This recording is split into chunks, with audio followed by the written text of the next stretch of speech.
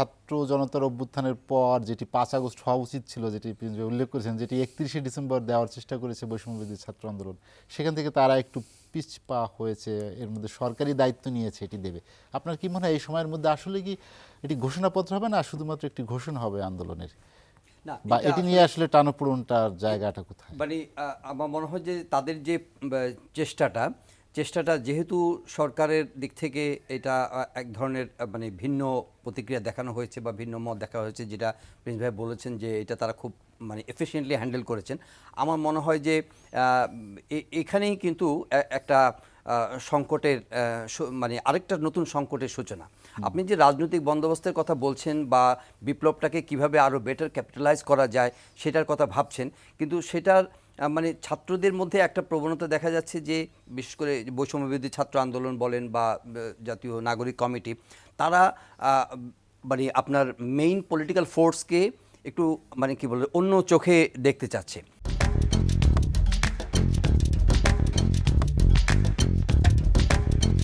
এবং এখানে আমার মনে হয় অন্তর্বর্তী সরকার ইনক্লুডিং দ্য চিফ অ্যাডভাইজার ছাত্রদের প্রতি তাদের একটা যথেষ্ট কি বলবো যে এক্সপ্রেস সহানুভূতি প্রকাশিত আর কি। মানে এই ওভার সহানুভূতিটা আমার মনে হয় যে অন্তর্বর্তী সরকারের যে কি বল একটা ওভারঅল রেসপন্সিবিলিটি, সেই রেসপন্সিবিলিটির মধ্যে কিন্তু এটাকে আমি মনে করি যে খুব যৌক্তিক মনে হচ্ছে না। কারণ এখানে যেহেতু সবাইকে আপনি স্টেক হোল্ডার হিসেবে আপনাকে সমান প্রায়োরিটাইজ করতে হবে, সুতরাং ছাত্রদের প্রত্যাশা থাকতে পারে নতুন রাজনৈতিক বন্দোবস্তের। বর্তমান সিস্টেম সম্পর্কে তাদের অনাস্থা আছে, নানা ধরনের তাদের হতাশা আছে এটা, এবং যেটা বৈষম্যবিরোধী ছাত্র আন্দোলন নেতৃবৃন্দ বারবারই বলছেন। কিন্তু মূল রাজনৈতিক শক্তিকে ডিফাই করে এটা বাস্তবায়ন করা খুব কঠিন কাজ, এবং সেটা আগে বলেছি যে এটা ওভারনাইট কোনো পরিবর্তন কিন্তু আনা সম্ভব না। একটা অভ্যুত্থানের মাধ্যমে একটা স্বৈরাচারকে আপনি পতন ঘটাতে পারবেন, কিন্তু বাকি ব্যবস্থা যেগুলো ধরেন সংস্কারের কথা বলা হচ্ছে, এগুলো কিন্তু বেসিক সংস্কার। এই যে নির্বাচন পরিচালনা করার ক্ষেত্রে যে পদক্ষেপগুলো, এগুলো কিন্তু সবসময় ধারাবাহিকভাবেই আলোচনাগুলো আসছে, এবং এটা এক রাতের মধ্যে কিন্তু এই সংস্কারগুলো যদি আপনি প্রশাসনিকভাবে বাস্তবায়ন করতে চান সম্ভব। কিন্তু এটা সাস্টেনেবিলিটি যদি চিন্তা করেন তাহলে এগুলো কিন্তু একটা লম্বা প্রসেস, এক্সারসাইজের ব্যাপার, অনুশীলনের ব্যাপার। উনি বলছিলেন যে নির্বাচনে কালো টাকা বা আপনার পেশি শক্তির দৌরাত্ম্য, এখন এটা তো কাগজে কলমে নির্বাচন কমিশনের কি বলবো যে এনফোর্সমেন্টের মধ্যে থাকবে নির্বাচনের সময়, কিন্তু কালো টাকার দৌরাত্ম্য কি সামনের নির্বাচনে শেষ হয়ে যাবে, কিংবা আগামী কয়েকটা নির্বাচন আমি শেষ করে দিতে পারবেন? সো আমার মনে অপেক্ষা করতে হবে। আবার দেখা যায় যে সংবিধানকে পুরোপুরি একটা তারা মানে ডিসকার্ড করে দিতে চাচ্ছেন। এখন এটাও তো একটা অ্যাম্বিশাস ব্যাপার। সংবিধানকে ডিসকার্ড করে দিতে চাইলে সেটা 5ই আগস্টের পরে যে একটা মানে কি বলবো যে ঐক্যের কথা বলা হয়েছিল, সেটাকে ক্যাপিটালাইজ করে যদি করা হতো, সেটা হতো ডিফারেন্ট আপনার স্টোরি হতে পারতো, ডিফারেন্ট হতে, তখন একটা অন্য ধরনের স্পিরিট ছিল। কিন্তু এখন তো মানে বিভিন্ন গোষ্ঠী, বিভিন্ন রাজনৈতিক শক্তি, বিভিন্ন মহল, তাদের ভিন্ন ভিন্ন চিন্তা তৈরি হচ্ছে। তারা এখানে নানা ধরনের কি বলবো সন্দেহ, নানা ধরনের অবিশ্বাস, নানা ধরনের ভাবনা, নানা ধরনের চেতনার কথা বলছেন। তো আমার মনে হয় যে সেখানে একটা মানে কালেকটিভ একটা ইউনিফর্ম একটা পদক্ষেপ নেওয়া এটা কঠিন ব্যাপার। সুতরাং ছাত্রদেরকেও এই কথা মনে রাখতে হবে। যারা ইঙ্গিত করছেন, এটা পরিষ্কারভাবে বোঝা যাচ্ছে যে ছাত্রদের আকাঙ্ক্ষার ব্যাপারে মূল রাজনৈতিক শক্তিগুলো কমপ্লাই করছে না বলে তারা অভিযোগ করছে। যেহেতু তারা দ্রুত নির্বাচন চায়, তার নির্বাচনের জন্য তারা অস্থির হয়ে উঠেছে। বিষয়টা তো অনেকটা তাই, কারণ গত 3টি নির্বাচন মানুষ ভোট দিতে পারেনি, যারা ভোটাররা ভোট দিতে পারেনি, মূল সংকটও সেখান থেকেই তৈরি হয়েছে। সুতরাং নির্বাচনী একটা প্রক্রিয়াতে আপনার ঢুকতে হবে, তারপরে ওই নির্বাচনী প্রক্রিয়ায় কিন্তু আপনাকে একটা কি বলে পরিবর্তন, একটা ইতিবাচক পরিবর্তনের পথে নিয়ে যাবে। এটা বলা যাবে না যে নির্বাচনের মাধ্যমে যে সরকার আসবে তারাই একটা সহি, একটা খুব উপযুক্ত এবং জনগণের আকাঙ্ক্ষার প্রতিফলন করার মতো একটা শক্তি ক্ষমতায় আসবে, হয়তো এটা নয়, কিন্তু সেই সুযোগটা তৈরি করার মতো পথ পেভ করে দিতে হবে অন্তর্বর্তী সরকারকে। সেখানে যদি বিলম্ব হয়, সেখানে যদি নানা ধরনের এই যে সংস্কার বা বিচারের প্রক্রিয়াগুলোকে, যেটা জনাব সুলাইমান চৌধুরী বলেছেন, যে এগুলাকে যদি আপনার অজুহাত হিসেবে দাঁড় করানো হয়, তাহলে কিন্তু আমার মনে হয় যে এটা একটা অবিশ্বাস তৈরি করবে। আমার অন্তর্বর্তী সরকারের উচিত হবে সেই অবিশ্বাসের জায়গায় না যাওয়া এবং কোনো কিছুকে স্পন্সর না করা। সরকার সকলের সরকার, এই সরকার জাতীয় ঐক্যের সরকার বলা যায়। তো সেখানের মধ্যে যদি কাউকে স্পন্সর করে, যেমন ধরেন যে একটা সংলাপ হচ্ছে, সংলাপের মধ্যে বলছে যে ঐক্য সংস্কার, নির্বাচন। তার মানে এখানে দেখা যায় যদি এটা মনে হয় যে না এটা সরকারের একটা চিন্তার প্রতিফলন ঘটছে, এখানে যারা আলোচনা করছে তারা একটা এজেন্ডাকে ড্রাইভ করতে চাচ্ছে, তখন কিন্তু অন্য রাজনৈতিক শক্তিগুলো কিন্তু সেখানে ইন্টিগ্রেটেড হবে না।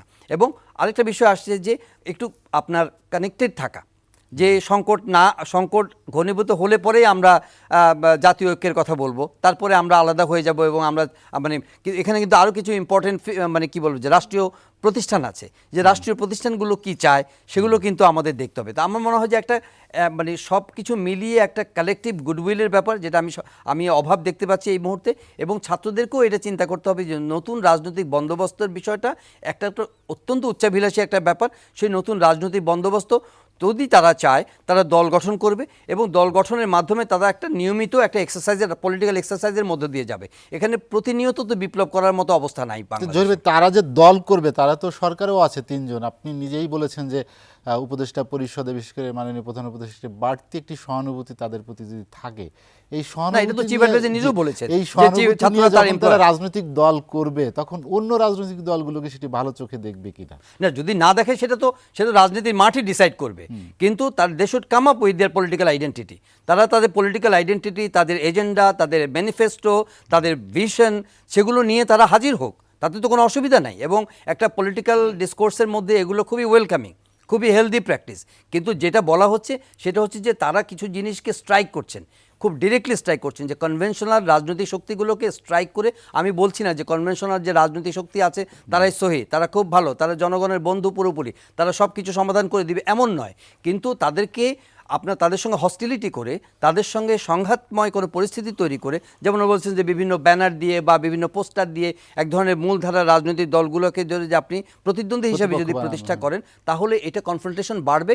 এটা আপনার বিপ্লবের চেতনা বা গণ অভ্যুত্থানের চেতনার সঙ্গে এটা সাংঘর্ষিক হয়ে যাবে।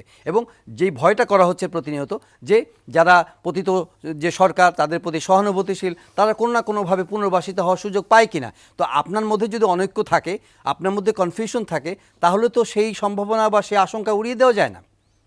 তো আমার মনে হয় যে ওই জায়গাতে মানে যারা স্টেক হোল্ডার্স আছেন তাদের কিন্তু একটু সুবিবেচনাপ্রসূত পদক্ষেপ গ্রহণ করতে হবে। এরকম না যে চিফ অ্যাডভাইজার বা আমাদের যে অন্য যারা উপদেষ্টা রয়েছেন তাদের প্রতি কিন্তু জনগণের এখনও পূর্ণ সমর্থন রয়েছে, রাজনৈতিক গোষ্ঠীর সমর্থন রয়েছে। ওনারা যখনই ডাকছেন তখনই রাজনৈতিক দলগুলো সেখানে যাচ্ছে।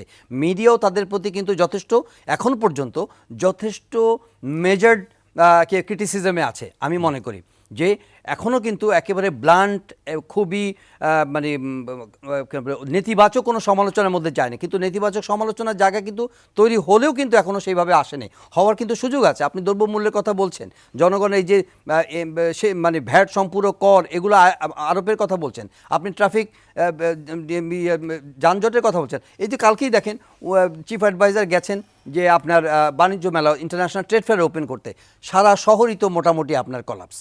এখন ঘটনা হচ্ছে যে উনি কি চিফ অ্যাডভাইজারকে যাবেন না করতে? যাবেন, কিন্তু সেই যদি আগের ব্যবস্থাই আগের প্রধানমন্ত্রী যখন চলতেন তখন যেভাবে জনজীবন বিপর্যস্ত হয়ে যায়, আমরা তো আশা করব যে এখনকার যে সরকার আছে তাদের দ্বারা জনজীবন কোনোভাবে বিপর্যস্ত হবে না। আমরা ঘন্টার পর ঘন্টা রাস্তার মধ্যে যানজটে আটকা পড়ে থাকবো না। আপনি দেখেন যে পুরো পুলিশ সিস্টেম যখন একজন ভিভিআইপি মুভ করছেন, পুরো শহরে কিন্তু পুরো পুলিশ সিস্টেম কিন্তু সেখানে এনগেজড হয়ে যাচ্ছেন। তো ওনাদের কাজ কি শুধু একটা ভিভিআইপিকে প্রোটোকল দেওয়া? আর যে ল অ্যান্ড অর্ডার আছে সেগুলোকে প্রোটেক্ট করে না? সেই ব্যাপারগুলোতে তারা কতটা মনোযোগী হচ্ছেন? আমার মনে হয় যে এই ডে টু ডে অ্যাফেয়ার্সগুলো তাদেরকে অ্যাড্রেস করতে হবে। এই ডে টু ডে অ্যাফেয়ার্সগুলো যদি অ্যাড্রেস না করে তাদের যদি লং টার্ম ভিশন নিয়ে চিন্তা করেন, নতুন দল গঠনের ব্যাপারে স্পন্সর করার চিন্তা করেন, অথবা প্রকাশ্য অথবা অপ্রকাশ্য কোনো শক্তি তাদেরকে যদি সহযোগিতা করার চেষ্টা করে, অথবা মানে যারা এই মানে আকাঙ্ক্ষা নিয়ে কাজ করছেন বা উচ্চাভিলাষ নিয়ে কাজ করছেন তারা যদি ভাবেন যে তারা বিষয়টাকে চলমান প্রক্রিয়াটাকে বিলম্বিত করে দিবেন, তাহলে definitely this will be very chaotic and confrontational.